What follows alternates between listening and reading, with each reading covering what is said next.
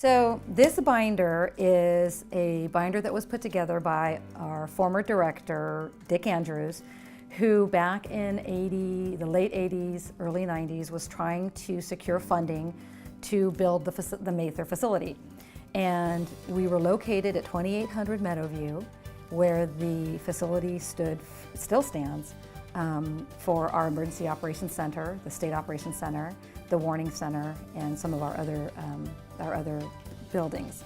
So this binder was designed to show all of the deficiencies that the Mather facility had. It was located in the flood zone, which was number one. Now you laughed. Yeah, there were a lot of deficiencies in this building. This was the sign going into the building at 2800 Meadowview, which was in South Sacramento. There was a lot of crime in the area, so the facility was surrounded by gates and razor wire to prevent any kind of issues.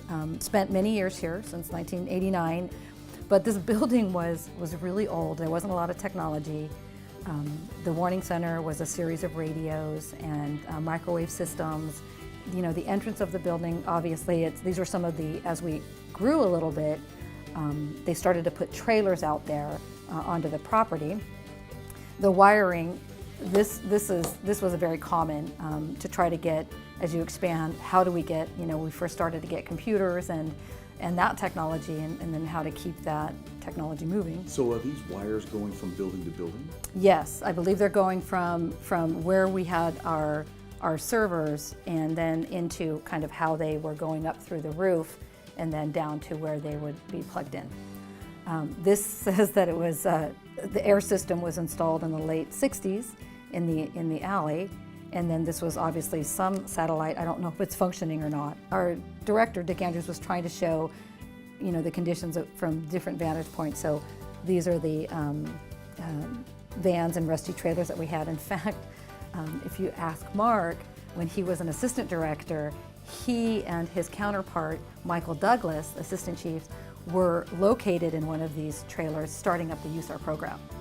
So they were very familiar, and they were not happy with those trailers as well. Some of the engines would be back here. There was a shop back here, and they would park the director's vehicle and fire and law. But it also they wanted to show the roof, the condition of that. So a lot of people, this was, I guess, the preferred parking for the executives. This is actually not bad. This was just some of the new vehicles that they were getting, the communications vehicles, as they were expanding the fleet.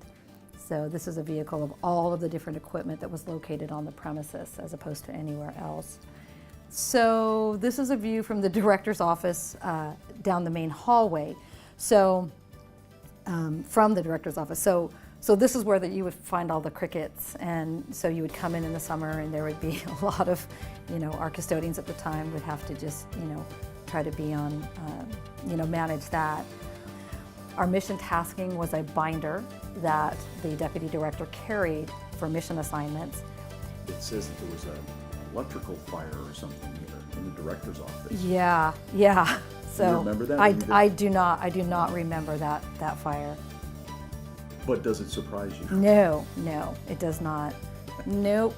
And given the state of this, I don't think that this would be up to code for today. But I do remember the story. One of the stories was that there was mice up here too. So that there was at one point in the director's office where you have the panels, that there was you could see the tail of the dead rodent. Folklore, I actually didn't witness it, but that was one of the stories. There was stuff everywhere. It was... No room? There was no room, and it wasn't very organized because we didn't have a lot of technology, at the time. There was a lot of folders, a lot of paper. But what I do remember is that even though we had some technology and network and some capabilities, it was really about the people. It didn't matter what you had. Being able to kind of work through and problem solve, didn't matter what the building looked like, and I still believe that it wasn't a bad thing. It was a very open, collaborative. We didn't have the cubicles, we just had desks. You weren't partitioned off, so that kind of lent itself to I think that family atmosphere that we like here. For sure. Now, this blew my mind when I read this.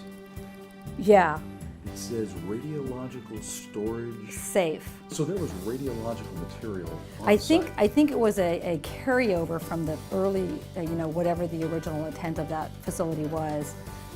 But I don't recall anything being in there that I knew about. I just knew that we had the radiation detection monitors that were tracked. So yeah. So and of course there is the evidence, and it was kind of interesting the way they did the scaling. So they have the rodent in relation to your badge. So good times, huh? They were. To this day, it was the best job I ever had.